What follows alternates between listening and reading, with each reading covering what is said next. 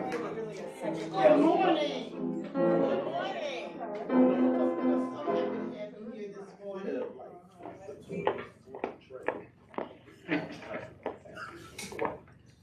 My name is Mary Johnson, and I'm going to be facilitating this morning. We also have facilitators, Steve over there on the, Steve is on the up here. We have Shay helping him. We have Thomas Moore, our musician. You gonna give us a note?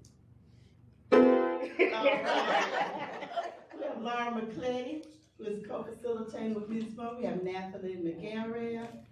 We have Jackie Walton with us this morning. And we have, who else? Wait a minute, this is Carlina Ivory, she's not here. And thank you, Gary Young.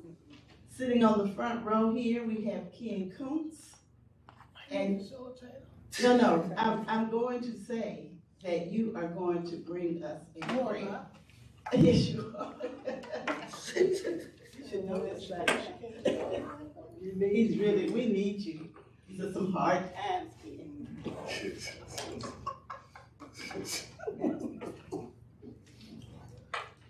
Nathalie is our timekeeper. I didn't say that. She is our timekeeper. And she has something like that, you know. Okay. Are you ready, Ken, or do we need to come back to you? Okay. He is always ready. He is always ready. Thank you, Ken.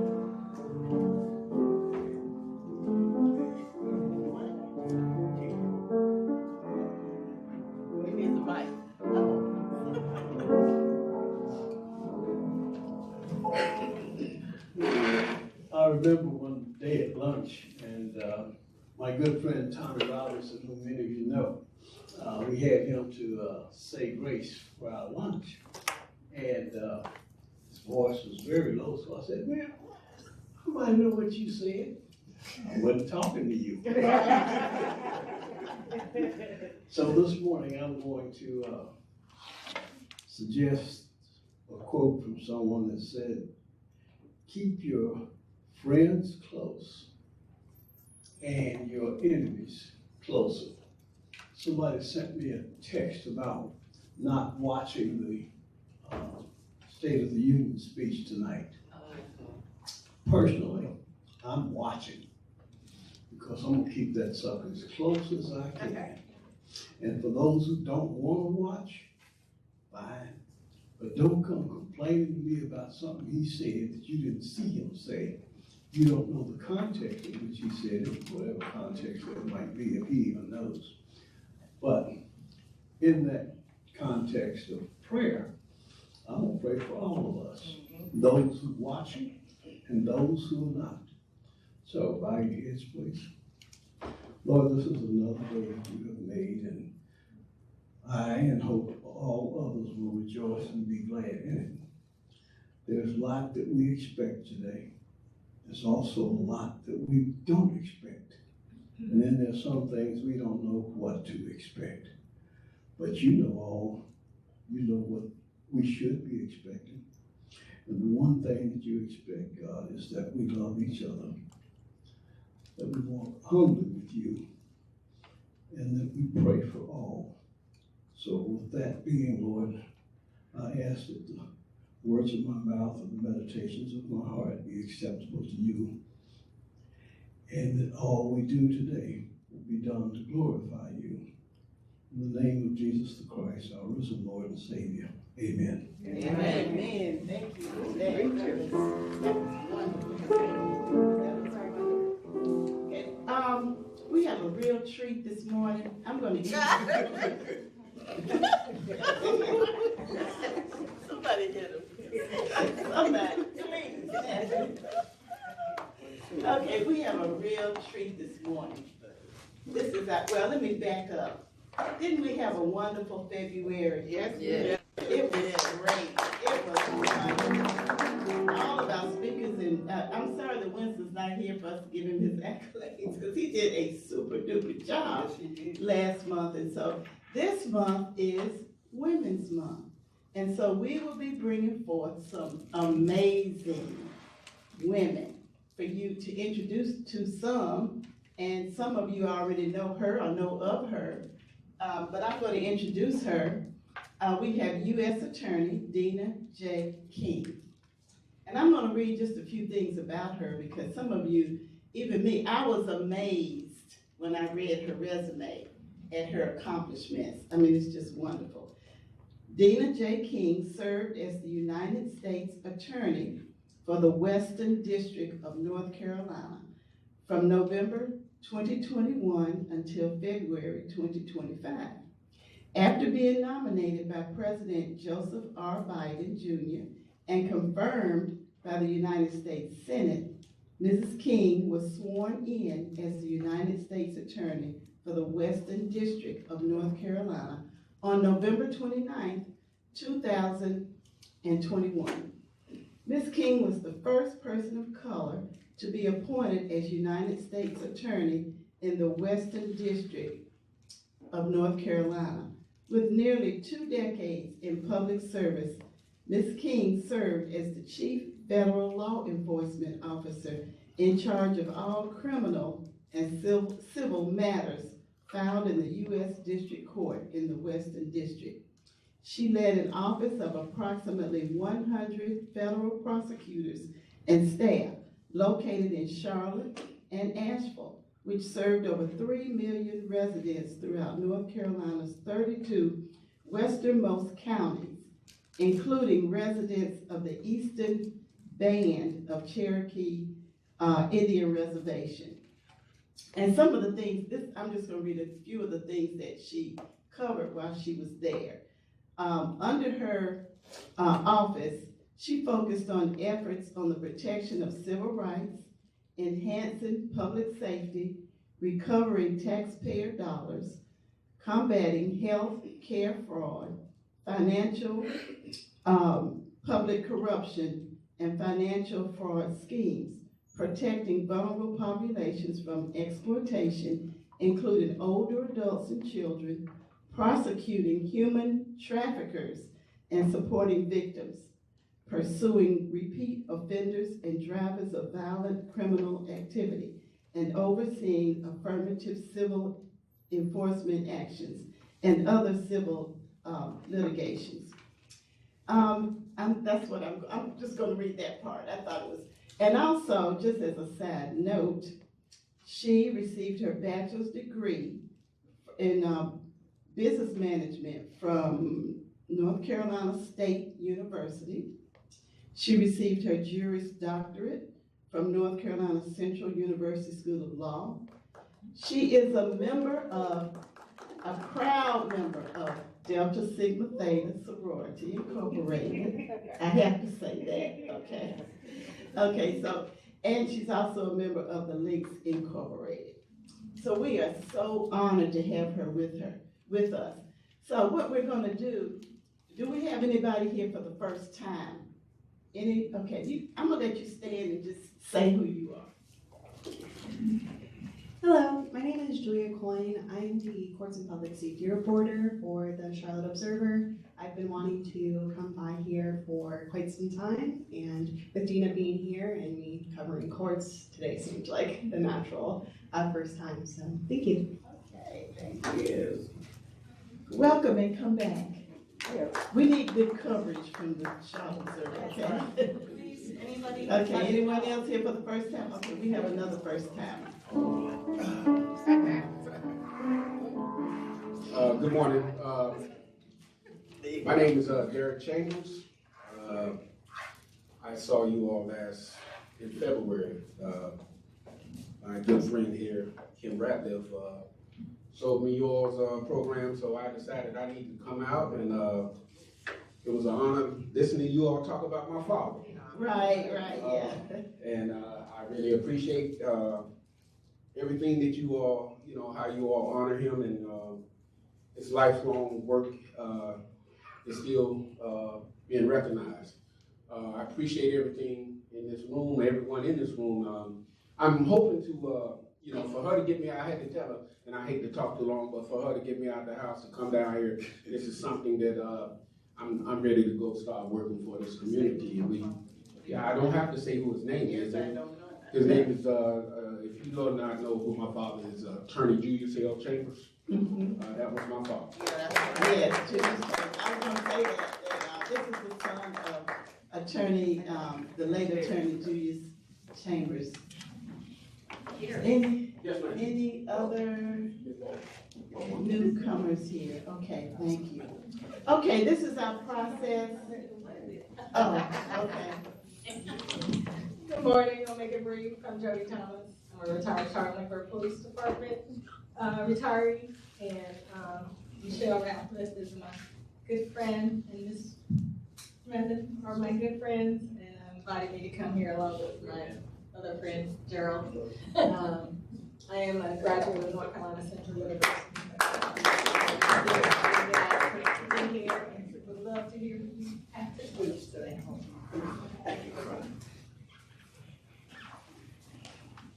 Okay, do we have any others here for the first time? Thank you. Oh, I forgot to say, I'm a fellow Eagle also. That's right. University as well. Okay, any Golden Bulls here? Any, what else do we have? A&T? Do we have any Aggies? Okay.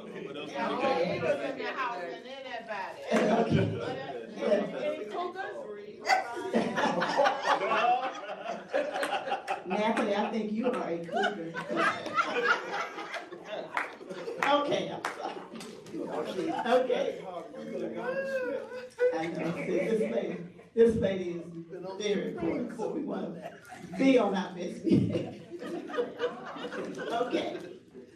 What we do here is that we're gonna let Dena speak, and she's gonna tell her story. She's gonna tell her story, and she may speak for 15 or 20 minutes, or just whatever you want to do, and then we will take questions from the audience. And as most of you know, you're gonna raise your hand, and we're gonna write your name down, and we'll take the questions in the order that you raise your hand. Okay, Natalie is our timekeeper, and she's gonna allow you 30 seconds to ask your question, okay? And she's gonna be timing you, and she's gonna hold up time at 30 seconds. It's way up high, okay, so they can see it. And then you can, after 30 seconds, then you can answer the question, okay? And so we wanna give everybody a chance to ask whatever they wanna ask, okay? Okay, you're gonna be using the microphone. Hold it up a little closer. We do have a streaming audience, so if you hold it up a little close, it doesn't have to be in your mouth, but close, so that the mic can pick it up for the streaming audience. Okay, did I miss anything? A moment of silence. Okay, yes, we need to have a moment of silence, and what that means is that please silence your cell phones. Please silence your cell phones. Because if your cell phone goes off, we don't want everybody looking at you, So, why not? Okay. Okay. Okay, so without further ado, I'm going to let Ms. King, Attorney King, give her presentation. Sure. Good morning, everyone. Good morning. I am truly delighted and honored to be before you this morning, see a number of friends and people that I've met along this journey, not just the U.S. Attorney journey, but a number of people I've actually had the opportunity of meeting along my journey in life. And so it's truly my honor to be before you on this morning. Speaking from the topic of just telling you a little bit about my background. I grew up here in Charlotte. I'm from Charlotte. I'm a Charlotte native, which I didn't realize was so rare. Each time I would tell people that I'm from Charlotte, they'd ask me again, are you sure you're from Charlotte? And I'm like, I think I know where I was born. I'm from here, was born here, and all of my family lives here. So when we talk about service in the community where you're from, and a commitment to the community where all of your family actually lives, works, plays, and worships, that really meant something to me. I grew up in southwest Charlotte off of Nations Ford Road.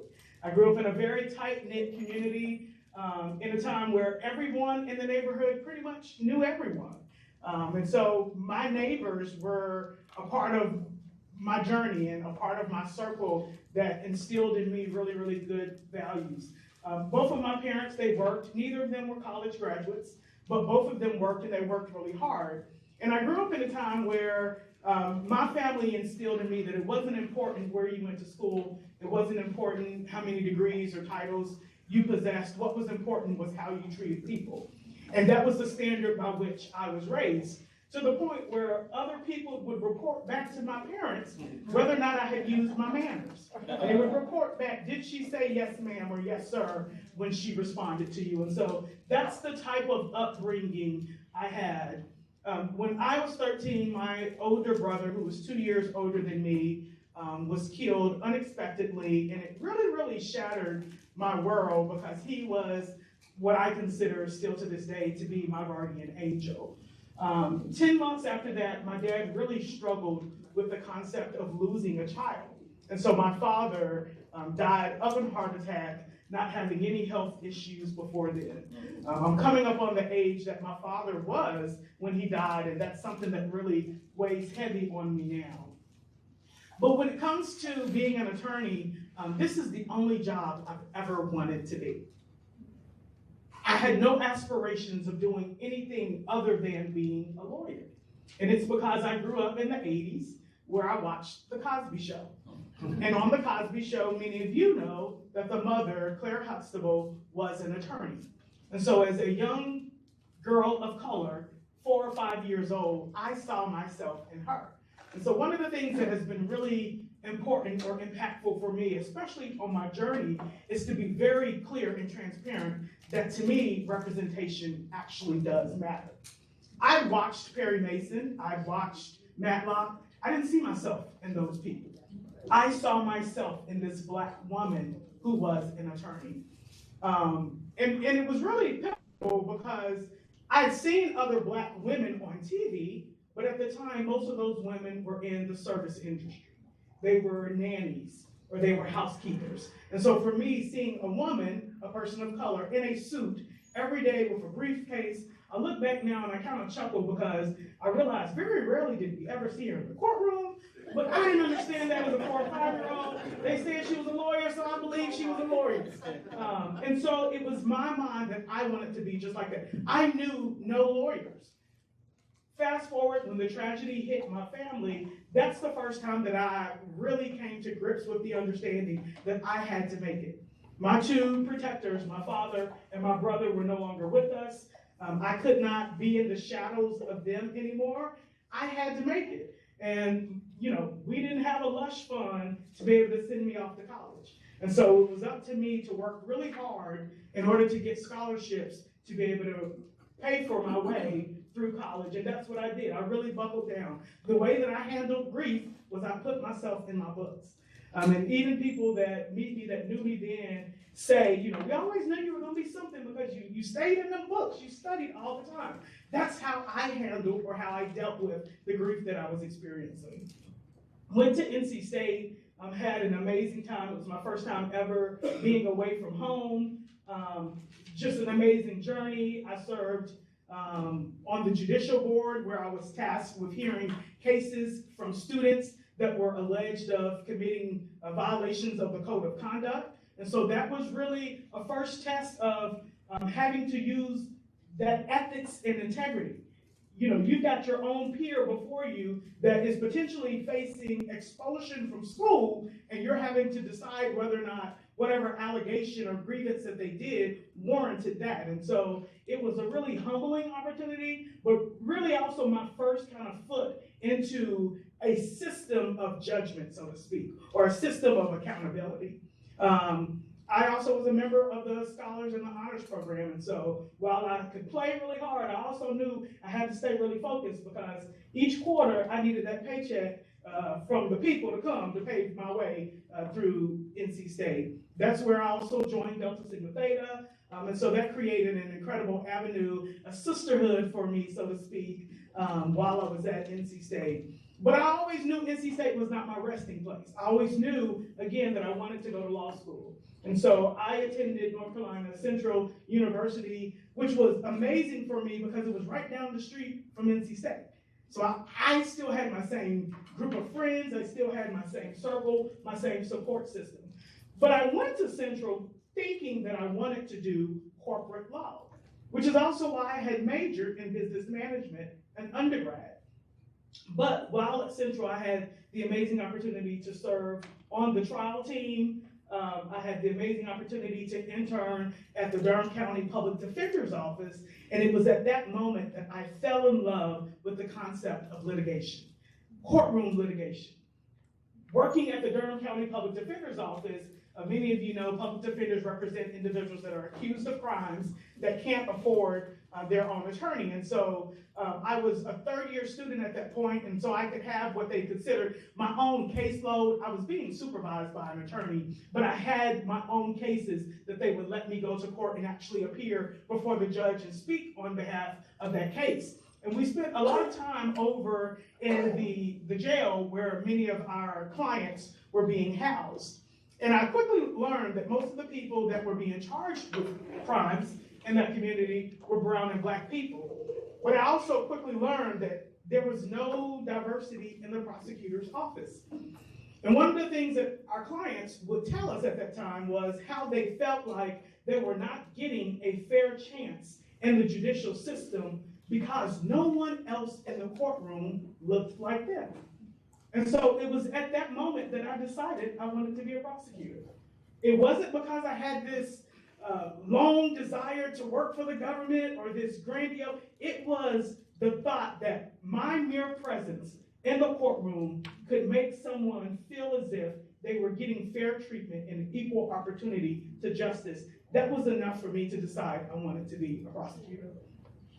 I had no idea that 18 and a half years later, I would still be serving in the role as prosecutor. But I will tell you that every position I've had, especially when I look back on my life now, I see how God really opened those doors and pushed me into that next role. So my first job out of law school was back here home, working at the Mecklenburg County DA's office. Anybody that has ever worked in district court in Mecklenburg County, it is a circus down there. It is you swim or you sink very quickly, but it was amazing for me to learn the practice of law. And shout out to Central, I tell people all the time, Central prepares you for the practice of law. Not the theory of law. You learn theory, but you learn the practice of law. I remember my cases going into court and, judges asking me 10 and 12 different questions about my case, and I'm able to spitfire answer looking like, what next? And that's because those are the things that my professors would do when I was in law school. And so I was prepared for that. After working at the DA's office for a number of years, I transitioned to the Secretary of State's office in Raleigh, where I focused exclusively on white-collar crimes across the entire state. So Ponzi schemes, investment fraud, those types of cases. Did that for a number of years and decided to transition from the state level to the federal level in the Eastern District of North Carolina at the U.S. Attorney's Office. And so I started off first as a special assistant, worked as a special assistant for 1 year, and then became an assistant United States attorney, focusing on organized crime, drug trafficking, violent crime, public corruption cases. And I absolutely loved it. I thought that was the best job ever. I had the adrenaline of getting the phone calls late at night. We got a drug shipment coming into town. Help us figure out how to stop the tractor trailer. And it was, I loved every moment of that life. But then got to the point where my mom started having health issues. And remember, it was just my mom and I by then. And so it was really a matter of, do you stay in Raleigh in a place where you've been told this is the height of your career, you're in line for management, you know this, you're doing well, or do you seek to move to a new area in Charlotte? I had not practiced in Charlotte in a number of years, and in essence, start over. And so again, that goes back to that faith and those prayers and those open and closed doors. I prayed really hard. God opened the door for me to move to Charlotte, to work at the U.S. Attorney's Office, and instead of doing exactly what I did in Raleigh, I would now be the supervisor of the team that did it here in Charlotte. So it was amazing for me. I still get my feet in the action, in the grind, doing the types of cases that I love, but I get to be close to my mom and my family in the city and the district that I love so dearly. And so I moved here September 2020, after having not lived in Charlotte since December of 2008. Charlotte looked a whole lot different. I remember, we were still in COVID during that time, and many of the restaurants, you did the sidewalk eating and things like that. And so I would drive through various communities that I recalled when I was younger, looking like these communities look a whole lot different. And so it was really good to be back. But within literally just 2 months of being back, I received a phone call asking me to consider being on this journey to become the next United States Attorney. This was not my dream. This was not my goal. Not because I didn't think I could do it, partly because I didn't see anyone that looked like me doing it. And so it was just not something that I had my sight or my vision on. And if I could be incredibly transparent with you, I thought things like this only happened to certain people. And I thought those certain people were people that were politically connected, or people that happened to know the right people. I was not that. I was capable and knowledgeable in my abilities, but I just didn't think I could do it. But I'll also tell you, it's one of those things that you don't say no to. I remember when I got that phone call, my first thing as a good old Baptist girl, I said, well, let me pray about it. And my husband, who is always quiet but knows that I am never quiet, was like, you're real quiet, what's going on? I was like, somebody who I did not have a relationship with literally just called asking me to be the next U.S. attorney. And he's like, what you praying about? Why didn't you say yes? And I'm like, well, because I feel like I do need to pray about it. Got a call the very next day, and it was, okay, we've given you enough time to pray about it. Now we are ready to submit your name and put together your packet. And so there were a number of people in and around this city and across the state that really advocated on my behalf. But I'll tell you, the beauty of it is that I now look back on is it goes back to that character and integrity that my parents instilled in me when I was younger. There are a number of people that were willing to speak my name in rooms that I never entered. There are a number of people that were willing to advocate on my behalf and to say that they believed that I was capable of doing the job, even though some of these people had never even necessarily seen me in the courtroom. And so I was nominated, confirmed by the Senate, sworn in November of 2021, becoming the first person of color to serve in this role, which is also something I didn't even know. And it's certainly honorable, it is certainly humbling, but if you think about that, this position has been in existence, y'all, for almost 200 years. Wow. Why am I the first person of color? I'm certainly not the first qualified person, right?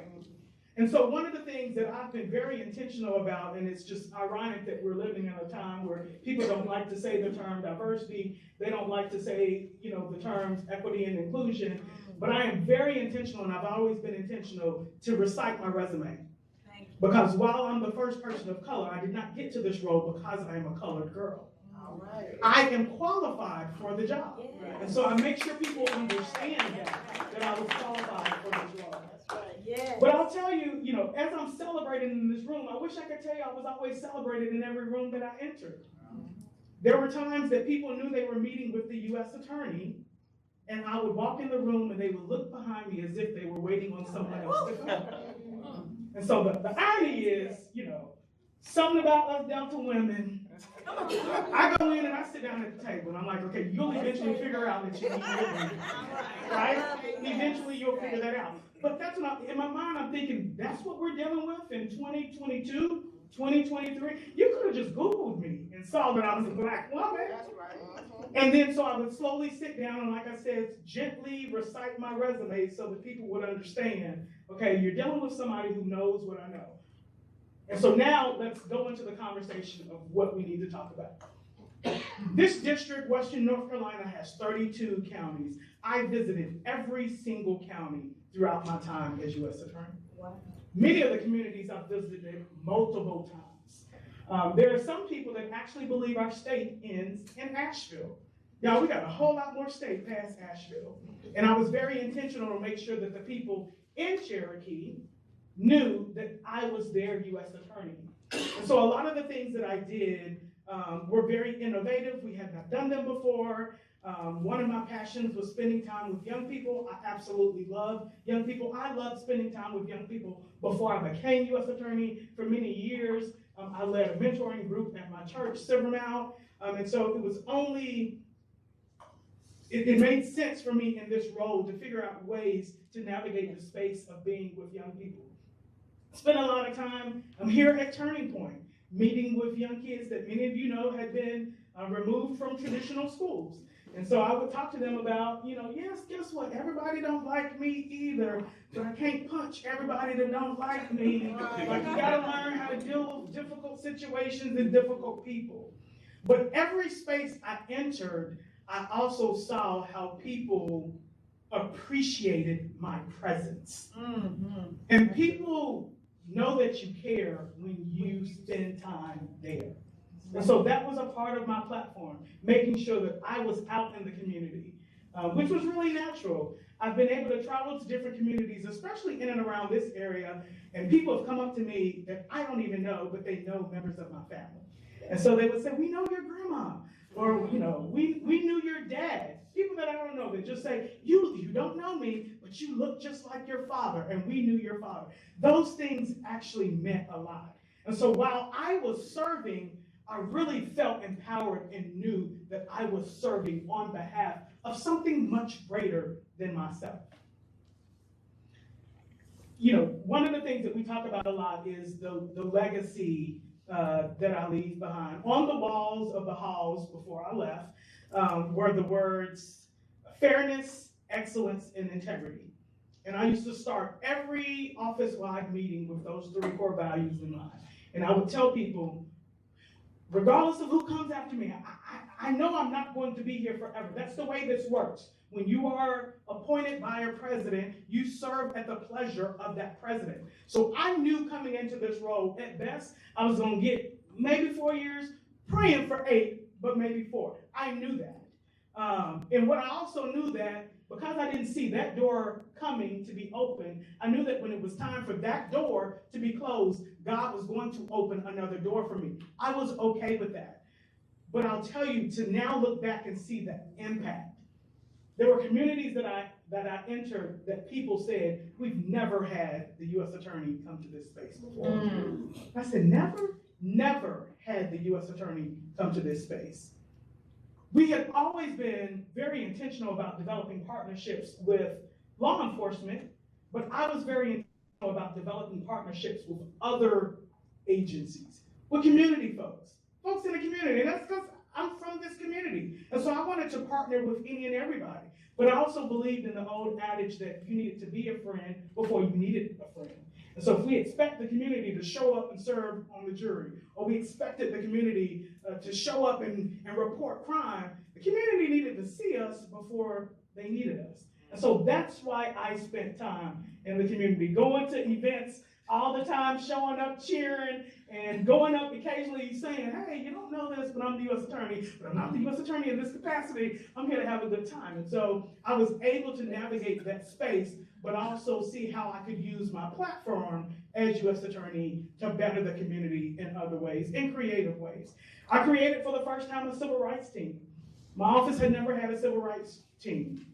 A district this size, hear me when I tell you, has some civil rights problems across the district, whether those are criminal or civil. People need to know what their civil rights are, and they need to know where to report them if they believe those rights have been violated. And so that's something that we did. We created an initiative called Think Again. Many of you may have seen billboards across 77 and 85 that really tried to get at reducing violence. We partnered with ATF. And we talked about proper storage of firearms, but also encouraging people to think again before they engaged in any type of criminal activity. I stayed on WPEG, shout out to Beasley Media. They gave me a platform there very often. Would be on a number of their different radio stations putting together PSAs that would get the word out about crime, but also how to not be the victim. We did things in the community to educate people. We did elder fraud, which was a creative, fun game to teach members of our seasoned community about the latest scams that are targeting older adults. But we did it in a game format because we know that people learn better when they're having fun. And so that was something that we did across this district, but then other U.S. attorney offices heard about it and wanted to replicate it in their districts across the U.S. So being very intentional about the work that I did. And I will tell you, I did it every day that I was there. In my goodbye speech to the office, as I was very emotional, I made it very clear to them that I gave them everything that I had. I never knew how long I would be in the role, and it was my intent to run as hard as I could for as long as I could, and I did that. And so I've been really proud of what I've been able to accomplish. But I really thank you. There were times that I would be out in the community, and many of you would come up to me, and you would simply thank me. Either it was a case that you'd read about, or just some great work that you'd heard about. Some of you would even just randomly send me emails out the blue or text messages, and you don't know it, but you sent messages just when I needed them the most. And so I thank you. I hope that my work has made you proud as a member of this community, and thank you for the opportunity to be here.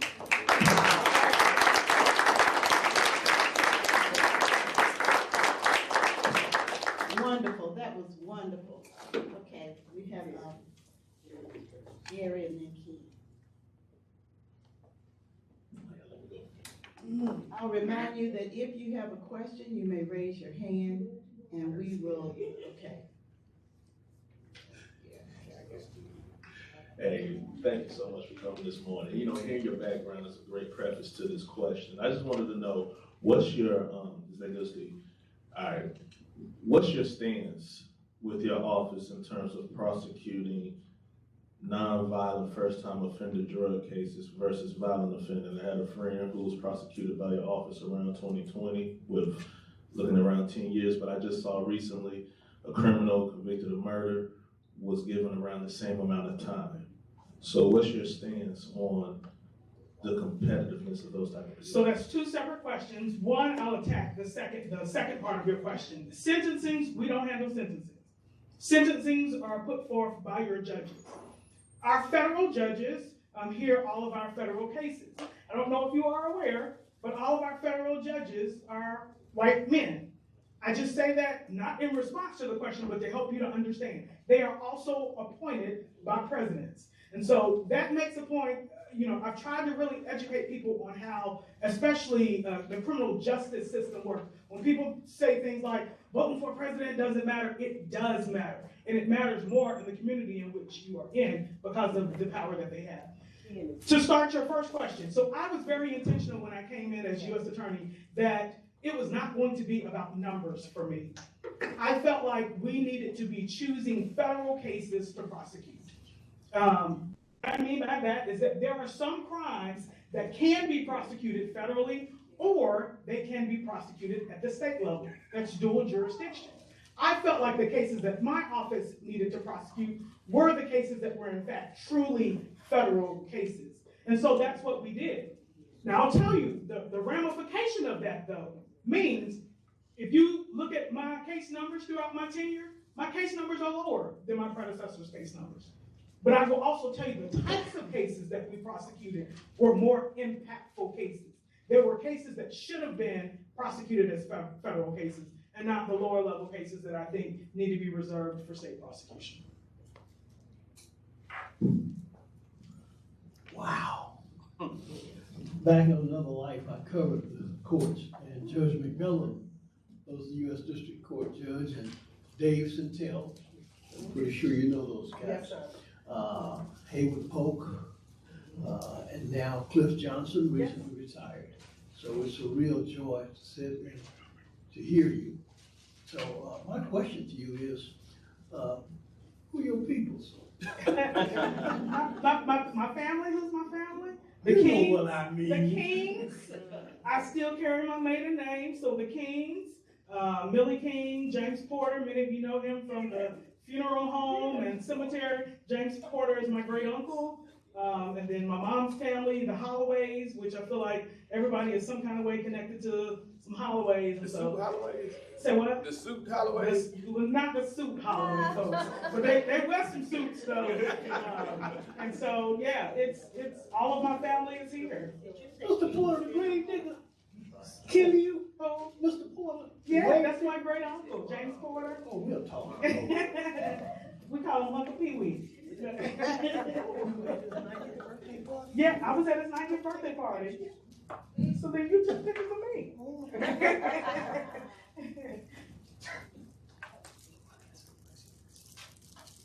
Good morning. Good Thank morning. you so much for coming.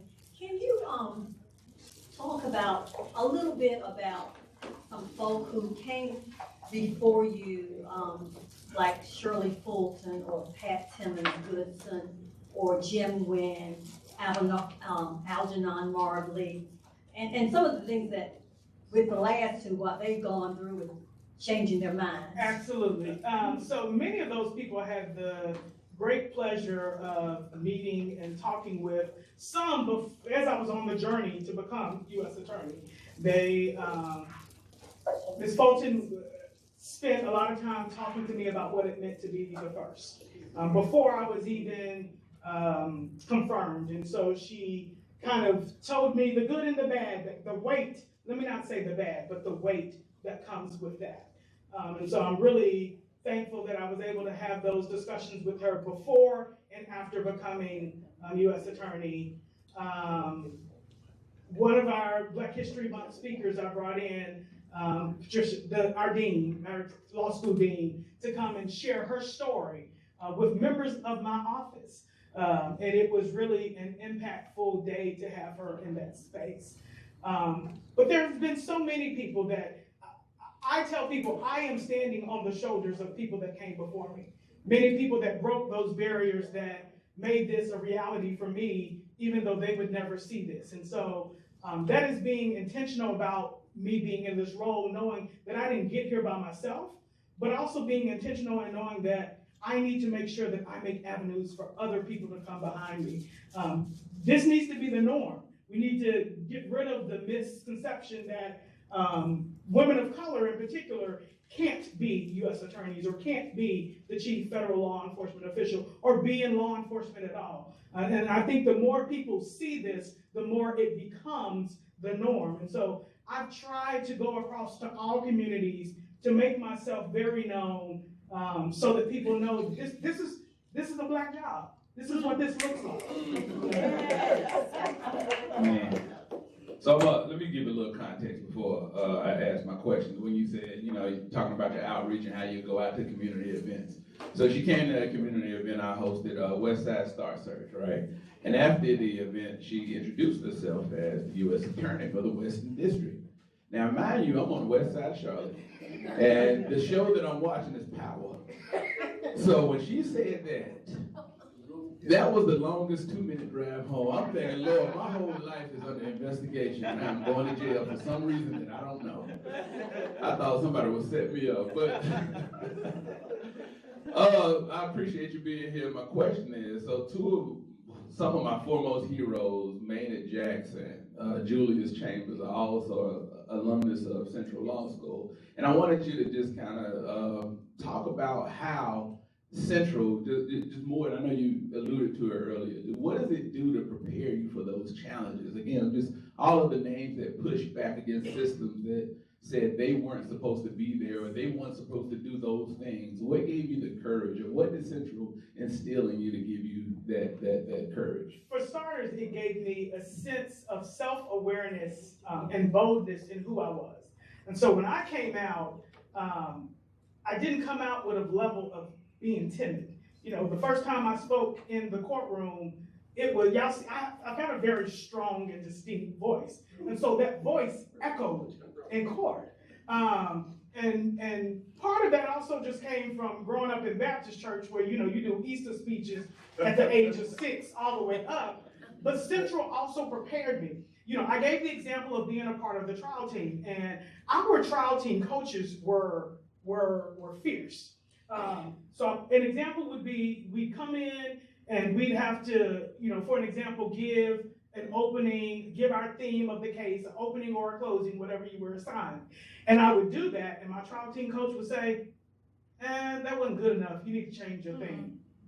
And change it and be prepared tomorrow night to come with something new. And so I'm sitting here like, this kind of feel like I'm being hazed, but I'm gonna do what he asked me to do. Fast forward, that taught me to think quickly on my feet as an attorney, but also taught me to think creatively and to make sure that you're building that connection. When I was competing against other teams, especially other schools of high stature, whatever, many of them would tell stories about how their trial team coaches wrote their speeches. Wow. And it's like, really? How do you passionately give a speech that somebody else wrote for you, right?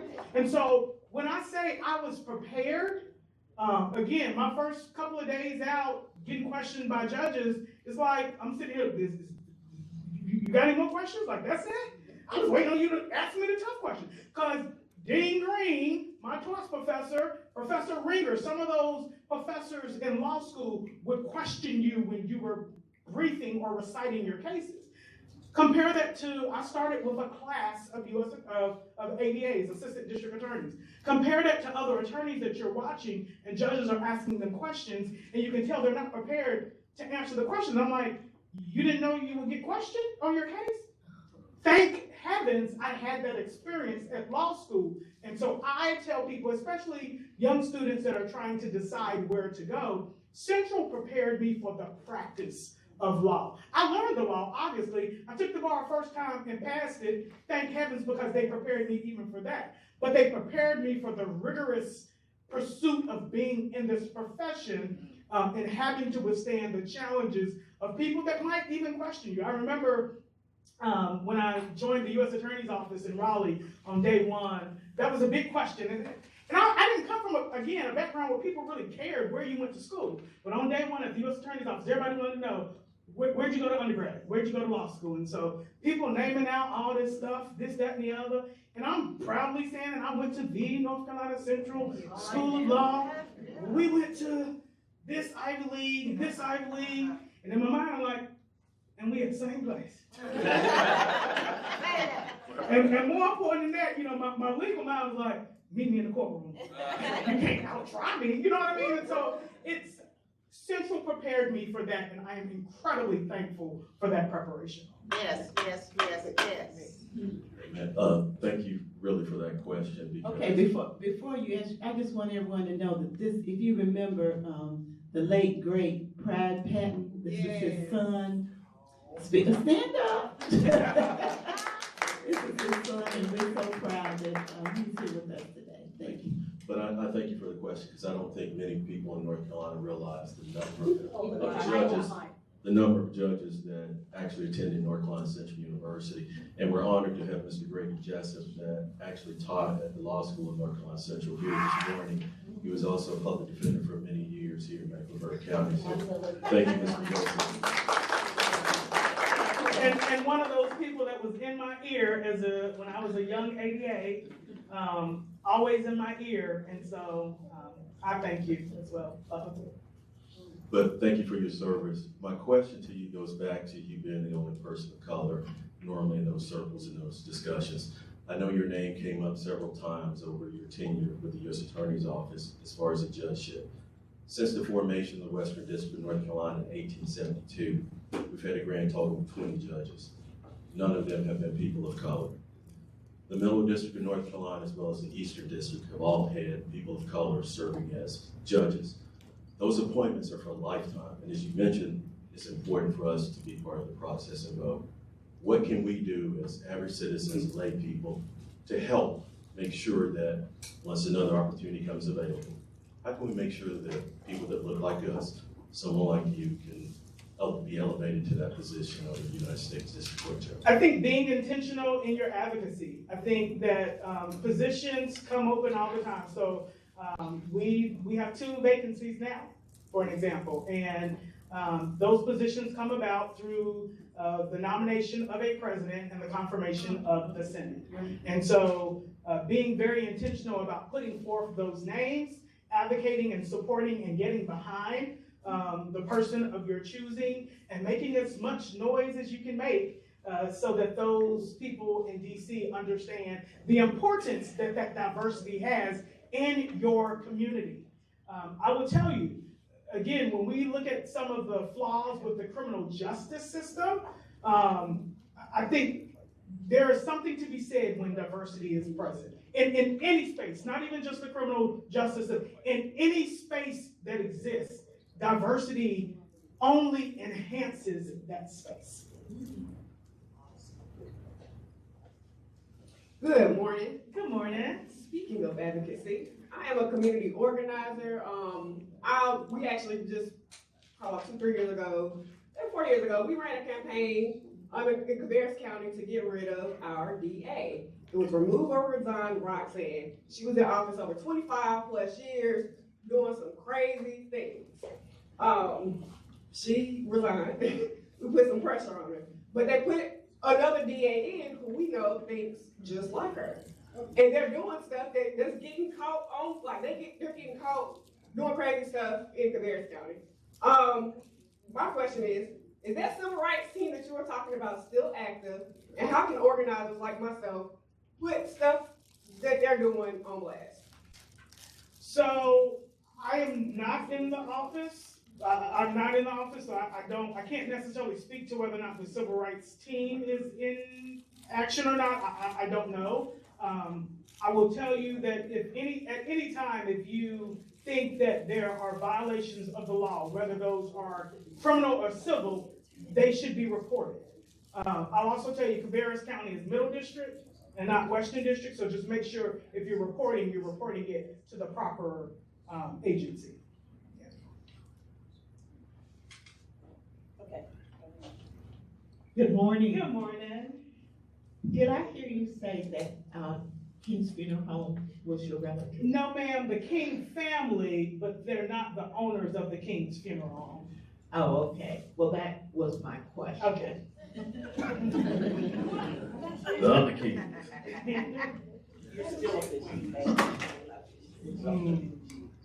Good morning. Good morning. I just want to say that it has truly been inspirational hearing you talk.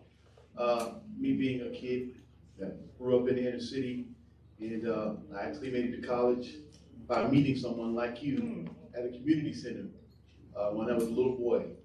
And that set the trajectory along with some other things from my life. And so I'm just wondering how much time do you make to go into like colleges or to make that one-time impression in the lives of young people, especially college-age students? Because I think that you are a piece of history that's live and moving, and it would be very powerful for you to make your presence felt in the lives of young people, especially those young professionals. So I go to a lot of colleges. I was partnering with ATF, created what was called Law Enforcement Leaders of America program, LELA. And what they did for the past several years was travel across North Carolina and started to move into South Carolina and Georgia, going specifically to HBCUs, putting together criminal justice panels. And oftentimes I was the only lawyer on the panel, but there were probation officers. Patton, you went with us one time, didn't you? At John C. Smith, I believe. Probation officers, state and federal law enforcement, troopers, whatever you name, helping our young kids understand the different professions that are available to them. Now, you know, in Western North Carolina, we only have one HBCU. One HBCU for 32 counties. Again, that just speaks to Western North Carolina, y'all. And North Carolina is known for its HBCUs. Only one in our district, and that's here in Charlotte. And so we also then began to be intentional about going to other schools, because diversity is not just a Black thing, y'all, right? Diversity, again, I believe impacts everyone. And so we would go to other universities and spread that word. And so I have I have a whole bunch of new mentees as a result of my work there. Young people actually follow back up with me, especially those young people that are interested in going to law school that are like me, they didn't know any lawyers. So for someone to kind of help them navigate this system, to tell them when they need to be studying for the LSAT, when they need to apply to law school, somebody to look over their essays, like that's huge. I didn't have that, but I want to be that. And I look at how impactful a fictional character was to me. Someone that to this day, I've never met Claire Huxtable, but how she changed my life, that really makes me think, how much more can I change someone's life that I actually get to meet, right? So I am very, very much in the community, at schools. I'm trying to start young. I try to spend time in high schools and in middle schools as well, to really just shape our young people. I think people can be what they see. And so I want them to see what success looks like. I want them to see what hard work looks like. But I also want them to see what obstacles look like. You know, I never told my story about losing my brother and my father until I became U.S. Attorney. My very first interview was with Erica Bryant, who is a dear friend. And during that interview, she sat down and asked me a question about that. And I never shared the story before because I would always cry. Always cry. And even now, you know, if I talk about it too long, tears are gonna swell. But I then began to learn that people were just like, wait a minute. So your life wasn't a crystal stair? And in my mind, I'm like, oh, that's what you thought? So the more I can be transparent to help you, yes, I grew up by a single mom. Not by choice, but by circumstance. I spent more time with just my mom than I have with a two-person family. We struggled. I thought it was fun helping my mama clean offices at night.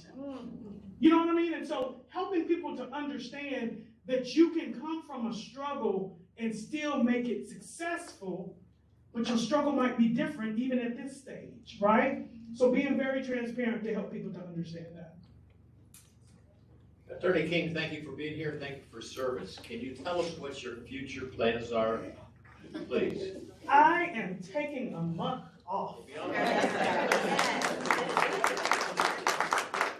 I am resting and relaxing, and I say that, but I've had more speaking engagements the past 2 weeks. And so this is really enjoyable for me. You know, what I'm gonna do next, I am just looking forward to being able to use my skills and my talents in another manner. I've spent almost 19 years as a government employee, as a prosecutor. I have closed that chapter. It was very emotional. I cried probably that whole week. And then finally felt a huge weight had been lifted off of me, and knew that it was my time to move on. And so there are new ways that I can use my skill set for advocacy, and I'm looking forward to doing it in this new way. But I'm staying here, y'all. I'm a hometown. I'm a hometown girl. I'm so happy to be back. Before we go to our next question, can you just add some clarity about leaving in 19 years? We're just so used to getting that full government retirement at 20. Yeah. Can you just, will you get that? I'm not. No. You can't do another year something at the post office? So I can. Actually, so you make a good point. I can come back at some point and do however much time. So as a presidentially appointed person, I can't stay in the office. Right. Now, if I weren't presidentially appointed, if I were appointed, for an example, by the court, or maybe appointed by the Attorney General, after my time as U.S. Attorney, I could stay in the office and go and be demoted and be an assistant U.S. Attorney. But the way the rules are, as a presidentially appointed person, I can't stay in the office. But I can, in fact, go to another federal agency, and that time will continue to accrue. So, good point. Good morning, Good morning. I thank you so much for everything, and especially I want to thank you for sharing your story about your brother and your father. I had a similar story. I lost my brother to gun violence and my father to a car accident before I was a senior in high school. Wow. And so just to your point of you never know how you're impacted, even big people at my big age, right? This morning I needed to hear that. my question is, you know, we're getting a lot of information about how to survive.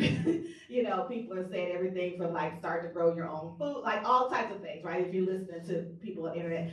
From your perspective, what practical things come to mind for people in general, for vulnerable people, for people who are economically vulnerable, and for Charlotteans in particular, from what you've seen, what are some practical, non-conspiracy theory, but non-alarmist, but real ways that we can maybe prepare for what we're experiencing and what is to come? So one, I think we have to stay informed. Like unfortunately, now is not the time to tap out for the next couple of years. You have to stay informed, you have to be engaged, and you have to figure out how you empower and educate and advocate for other people. You know, I wish I could say that everybody thought like us. We wouldn't be in this situation if they did, right?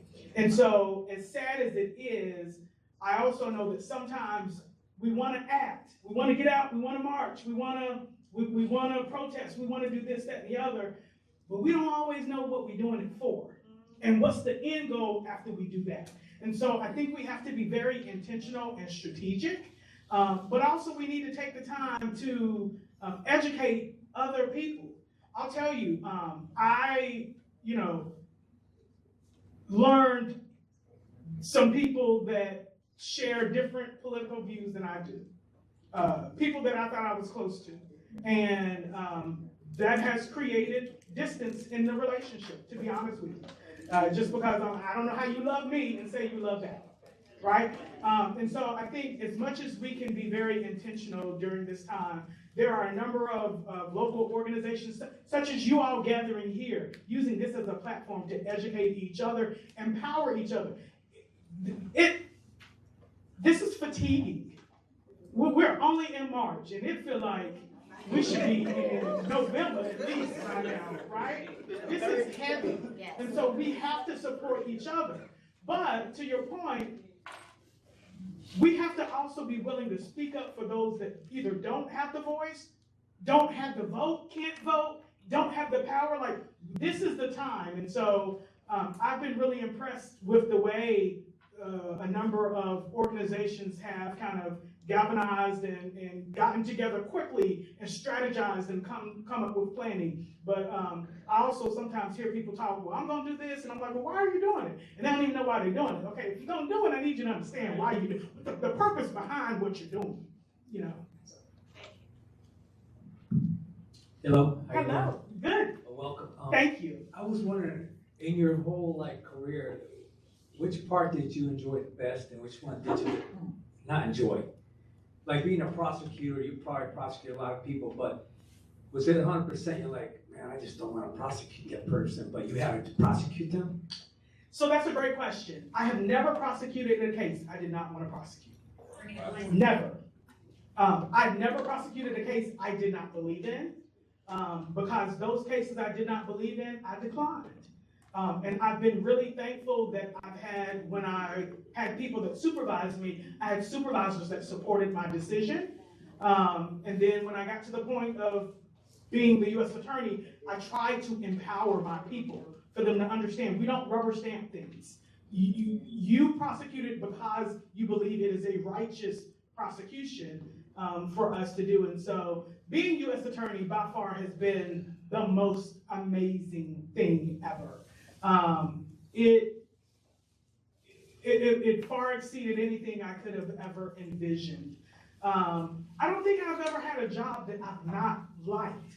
I've always had jobs that I've had to work really hard in, but I've enjoyed working really hard in those roles and being a standout, really setting myself apart. Y'all, I truly believe in justice. I truly believe in a system of justice. It doesn't mean we always see that, but I believe in that. And I was determined every day that I was going to show what justice looked like. Sometimes that meant declining a case, which meant I had people that weren't happy that we were declining a case. Sometimes that meant prosecuting a case, which meant I had people that weren't happy that I was prosecuting that case. Most cases, there was never people on both sides that were happy with the decisions that I made. But you make the right decision because that's the right thing to do, and you always do what's right. And so I've been really proud that I've never had to compromise my morals, my ethics. I never had to compromise anything that I thought was doing what's right. And so as we see played out, one of the things that I told a reporter recently is, people are now seeing played out a number of prosecutors across the nation saying that they're not going to make decisions based on fear or favor. That's been our compass all along. Like, that's something that we are internally taught. And so for the public to see that played out on the big screen, I will tell you there are a number of prosecutors that feel that same way.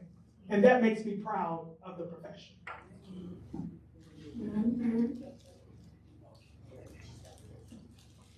Hello, my name is Johnette Carpe. I first want to say that you're just captivating. Like, I'm very inspired by your boldness. Thank you. And just your confidence, right? I always like to kind of get outside of the title and go into the person. And I was late, so if you said this already, forgive me. But how long did it take for you to catch up to who God has called you to be, right? Because you're in this role, and obviously you're killing it, right? But it doesn't stop here, and it didn't start here. So how long did it take for you to see who you are and how that's used regardless of the position you're in? So I now can look back and truly see that every job I've ever had was God's hand.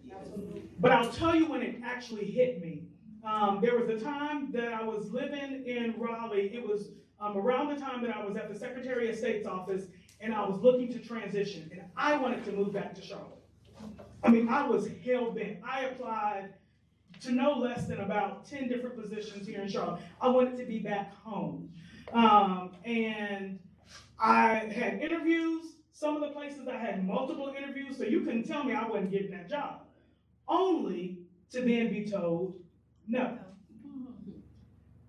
Funniest story is I applied to work at the U.S. Attorney's Office here as an assistant U.S. attorney. I didn't even get an interview. I got a letter. We've received your application, and based on the demand, we've decided to go someplace else. So, ended up getting a call to come and work at the U.S. Attorney's Office in the Eastern District. Amazing. But then you fast forward, and I end up being the U.S. Attorney in the district that wouldn't even hire me as an assistant U.S. Attorney. So again, it took that though.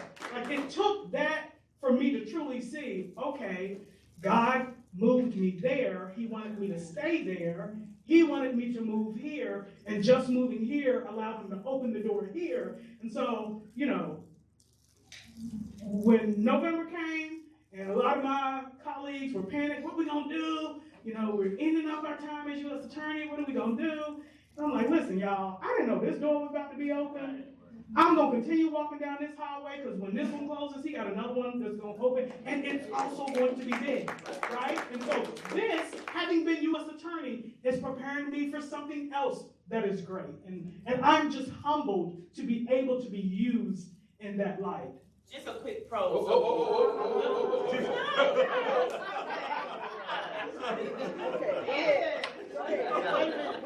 Wait a minute.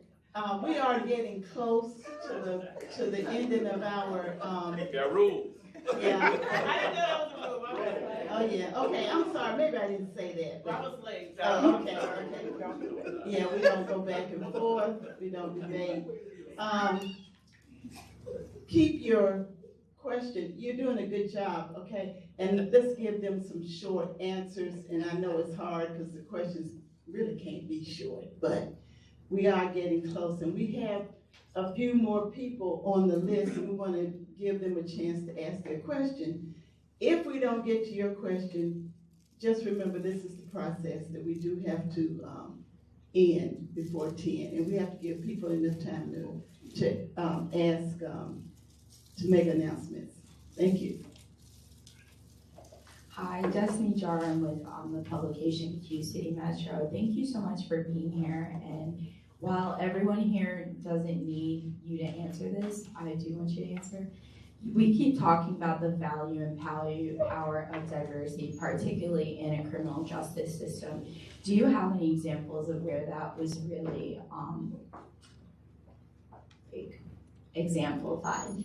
Absolutely. I think being diverse, you bring certain experiences with you, and that is helpful in a case. The best example I can give you, not necessarily as U.S. attorney, but just in my life is within the criminal justice system. There were times, especially when I was a state prosecutor, that I had people that were being violated for probation for not paying fees and fines, okay? And so people would come to court and say, I didn't have the money to pay the fee or fine. And while someone that has maybe lived a privileged life and has always had an abundance of money does not understand what it means to go without, I've had some times when times were tight and we didn't have the fees or the fines for whatever it was. And so having that level of empathy, because I know what that's like, brings a different experience. And so maybe my request of the judge as a prosecutor is not to revoke this person's probation, but can we maybe waive that fee? Or can we give more time for them to pay that fine, etc.? And so I think that your experiences bring something to light to even your review of cases and your prosecution of cases. Good morning. Good morning. I'm Dr. Blanche Penn, and I'm so excited for you to be here.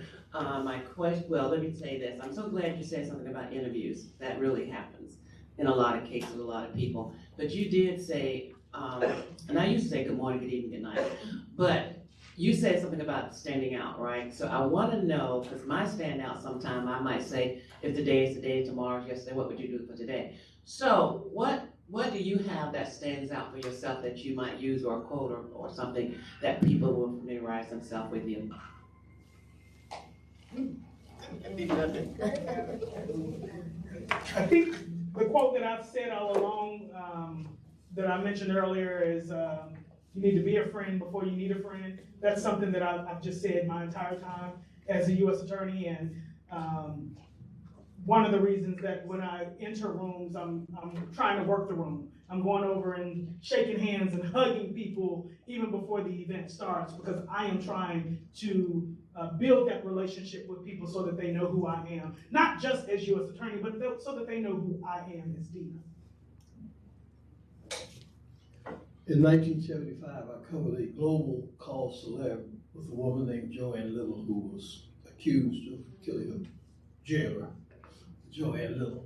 And her attorneys were Karen Galloway and Jerry Paul. Did you by chance happen to know or interact with either of them? Because Karen became a judge and was also a graduate of North Carolina Central. I do not know them. Oh, okay. She's too young. Oh.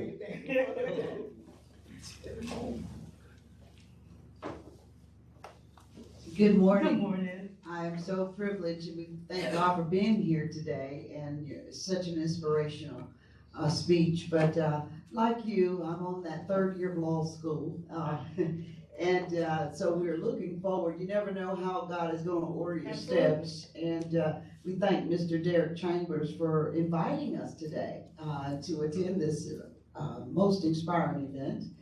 I worked for his father in 1993, Mr. Chambers, at North Carolina Central, when he came from LDF, New York. Justice Henry Fry and Mrs. Shirley brought me in from the western part of North Carolina. I was born and raised in the foothills of the mountains of North Carolina. Valdez, a little small town. And they call it Bloody Burke County. And so I started out in the Van Winkle law firm up there, and then got a call from Justice Fry.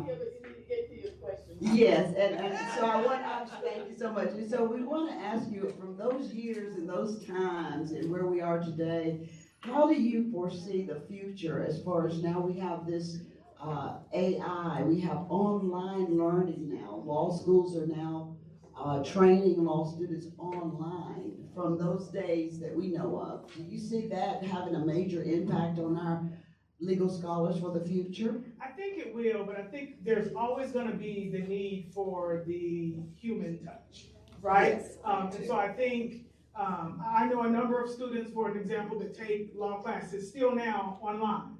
And while that's great, people need to know how to interact with people.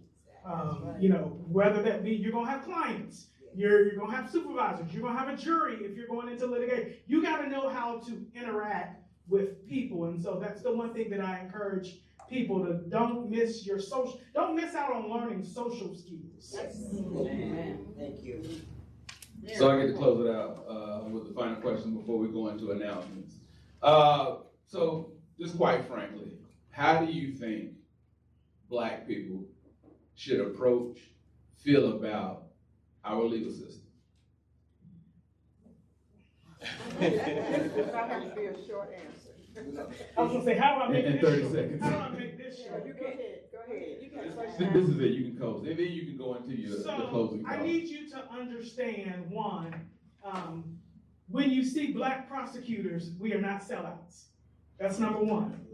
We are doing a job, and oftentimes it is a job that needs to be done. So there needs to be more diversity, even in the prosecution side. I think as a whole, I still believe in a system of justice. We don't always see that. And so I think people need to be educated about how the system works. Y'all, you need to show up for jury duty. You need to show up don't be mad when the jury doesn't look like you, but you come up with excuses to not serve. You have to show up. Hold yourself accountable. Be a part of this system. For many of my friends, the first time that they said they knew about a grand jury was during the time that the Trayvon Martin incident was happening. Y'all, that's criminal justice 101. Grand juries are in every county, in every system, state and federal. So we need to be educated. We need to understand. But we also need to know everything you read on social media about a case ain't always truth. And so again, if you're gonna march and protest behind a case, make sure you really understand. I can't tell you how many times I've had a case and everything that was on Twitter weren't admissible evidence that I could use. And so when people were mad at me for not proceeding with the case, I gotta use the evidence that I can use. And so be educated, but be a part of this system. Figure out ways that you can serve and to help out. That is beautiful. So please. Wait, come a little early. Wait a minute, y'all. You said applause for the closing statement, please, if you will. Just how to contact you, how to find you, if you want to be found. Some closing thoughts, please. So I'm on LinkedIn if you want to find me there. That's the only social media space. I was on Twitter, but it was only work related, so I no longer have a Twitter account. But you will see me in the community. I'm out in the community. If I can ever be of service to you in maybe different spaces that you are in, please let me know. As I mentioned, I am a member of Delta, so I'm very actively involved in the Charlotte chapter. I'm a member of the Links, actively involved in the Piedmont chapter. I'm very involved in my church. That is my foundation. That is my roots, and that is my strength every week. Silver Mount Baptist Church. But more important than that, as I mentioned, and I don't want this to be underestimated, I did not get here on my own. I was not sustained in this position on my own. So I thank all of you, and I encourage you to continue to invest in young people because it is so deserving. We're going to have our next U.S. attorney of color come from our community. And so it is up to you to help invest in our future so that they can be our leaders. Ladies and gentlemen, please, now, round of applause.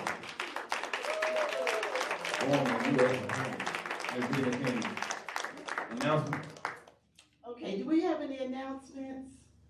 Okay, we have several announcements. Go ahead, Jasmine. I did this the meeting before last. This is a perfect opportunity since we are talking to an attorney. Riggs versus Griffin, right, y'all? I still have this petition here. Tell Griffin to stop the theft and let Riggs get her seat. So if you want to sign a petition, I do have a petition here. All right. Hi, my name is Eric Little. I'm with the New North Carolina Project, and I want to let you guys know that next Saturday, on March the 15th at 10 a.m., we will be at the Mountain Island Library. Pancakes and Politics is an event that we use to do exactly what you just said, and that is to try to educate our community all people, but especially the black and brown community, to kind of erase the ignorance, and I don't mean that in a negative way, but erase the lack of knowledge about the civic process and things of that nature. So we're gonna have Senator Caleb Theodros is gonna be there, Judge Elizabeth Trosh, and Thelma Bailey is gonna be there. Breakfast is on me. I just need you guys to show up. If anybody would like to be there, I'll give you a flyer so you know how to get there. Yes, ma'am. You want to recognize elected officials, Ms. Councilwoman LaWanda Mayfield? Good morning, everyone. I'm LaWanda Mayfield. I serve you on Charlotte City Council as an at-large member. Elections are going. Yes, ma'am. Morning, everybody. LaWanda Mayfield. I serve you on Charlotte City Council as one of your at-large members. Elections are happening every year. This year, y'all, as a community, we get to decide who's going to be your mayor, who's going to be your district representative, who's going to be the 4 people that you have representing you.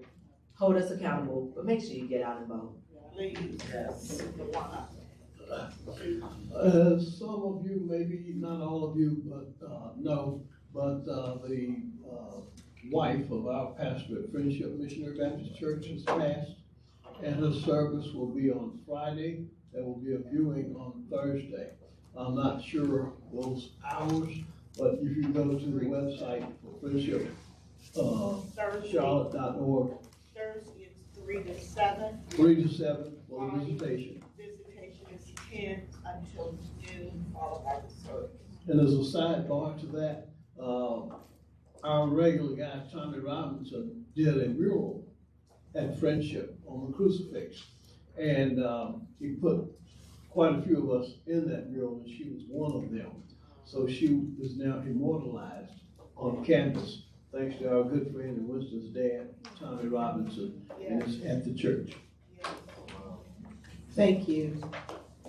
Thank you so much. I have an announcement. There will be a State of Our Air, Water, and Soil forum, a town hall, and it's going to have featured speakers, one of which is our very own Nancy Carter, who is a person who comes with us a lot here at the Tuesday Forum. She's the vice chair of the Mecklenburg Soil and Water Conservation District. So this is going to be on Thursday, March the 13th from 6 p.m. to 8 p.m. at the Government Center. And we'll have Steve to put this on the calendar. Also, don't forget, next week we open up an hour early at 7:30, and breakfast is sponsored by County Commissioner Arthur Griffin. We have a little networking going on. Also, Wednesday night, Jay Hill, Jelani Hill, who had to leave early, will host the Power Mixer at 6 p.m. at 3rd and Fernwood.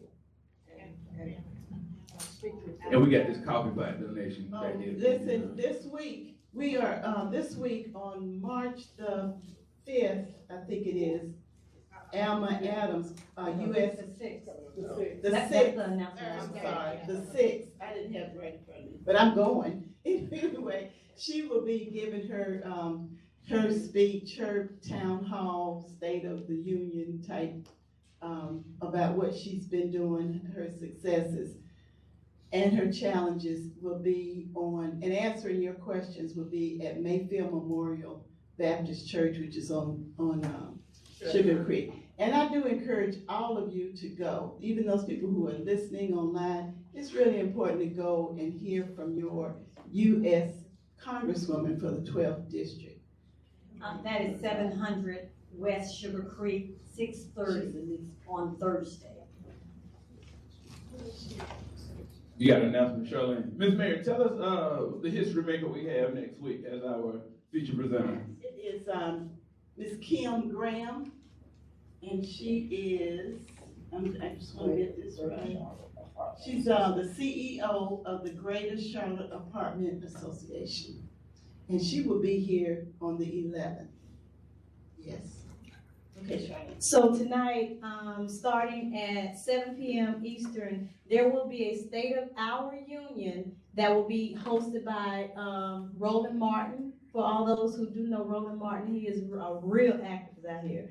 And so we want to make sure that we lower the numbers of the State of the Union that will be going on as well, because we're in protest of a lot of things that's happening in our U.S. of A, So we want us to try and tune in to his website or his, however he do it, just do Roland Martin, and it will be starting at 7 p.m., which is 6 p.m. Central. And we'll be going through a lot of everything that's happening. We will have, well, he will have activists, those who advocate, those who are, will not carry the DT